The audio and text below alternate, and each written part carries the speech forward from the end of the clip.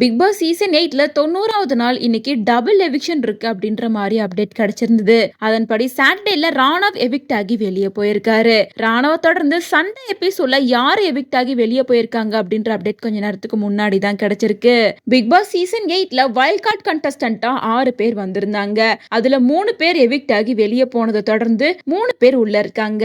Rayon, Raanav, மஞ்சரி இவங்க 3 பேரும் wild card கண்டஸ்டன்டா வந்தவங்க தான். இதுல ரயானுக்கு டிக்கெட் டு ஃபினாலே கிடைச்சது டைரக்டா ஃபினாலேக்கு போயிட்டாரு. அவங்கள தொடர்ந்து ராணவ் அண்ட் மஞ்சரி இவங்க 2 பேரும் தான் இருக்காங்க.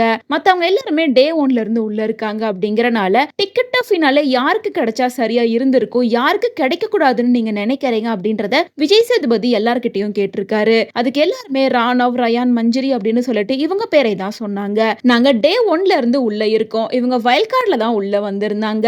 அப்படி இருக்கும்போது இவங்களுக்கு ஈஸியா சான்ஸ் கிடைச்ச மாதிரி இருக்கும். அதனால இவங்களுக்கு நாங்க டிக்கெட் டு ஃபினாலே கிடைக்க கூடாதுன்னு நினைச்சிருந்தோம். அதே போல ராணவுக்கு டிக்கெட் டு ஃபினாலே கிடைக்கவே கூடாது அப்படின்ற மாதிரி தான் பலருமே சொல்லியிருந்தாங்க. அதுக்கான காரணம் எல்லாருக்கும் தெரிஞ்ச விஷயம் தான். ஃபர்ஸ்ட் 2-3 வாரங்கள் ஈஸியா பிக் பாஸ்குள்ள சர்வே பண்ணிட்டாரு. அதுக்கப்புறமா 2 வாரங்கள் கையில அடிபட்டு இருந்துச்சு. அதை தொடர்ந்து ஃபேமிலி ரவுண்ட், இப்ப டிக்கெட் டு ஃபினாலையும் அவர் முடிஞ்ச அளவுக்கு 10 பாயிண்ட்ஸ் எடுத்திருந்தாரு. இருந்தாலும் அவருக்கு டிக்கெட் டு ஃபினாலே கிடைக்கல. அதை தொடர்ந்து இந்த வாரம் சாட்டர்டேவே அவர் எவிக்ட் ஆகி வெளியே போயிட்டாரு. மேலும் ராணவ தொடர்ந்து சண்டே எபிசோட்ல மஞ்சரி தான் எவிக்ட் ஆகி வெளியே போயிருக்காங்க.